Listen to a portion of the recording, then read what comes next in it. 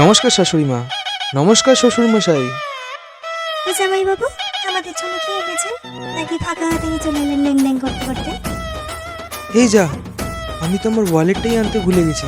তুমি আমাকে একবারও মনে করালে না। ছোট বোনটা, ওর জন্য তো কিছু আনতাম।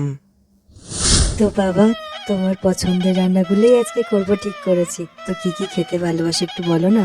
না না মা, আপনি এই গরমের মধ্যে ঘেমে একদম রান্না করবেন না।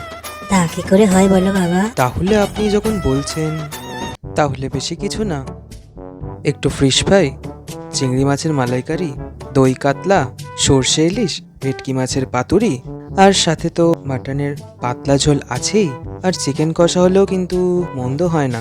আর শেষ পাতে তো চাটনি পাঁপড়, মিষ্টি পান, আইসক্রিম তো আছেই। ও মোটে এইটুকু রান্না? ও, অবশ্য আর কি বা বাকি রেখেছে? বাবা, আপনি কিছু বললেন? না বাবা, তোমার শ্বশুর মশাই এমন রসিকতা করে। ও আচ্ছা আচ্ছা, আজকের খাওয়া দাওয়াটা একটু বেশি হয়ে গেছে না? আজ আবার চলে যেও না বাবা, দিন দুয়েক থেকো।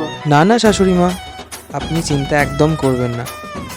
এখন 7 দিন আমরা এখানেই ঘাঁটি গেড়েছি। সে বুঝে গেছি। বাবা, আপনি কি কিছু বললেন?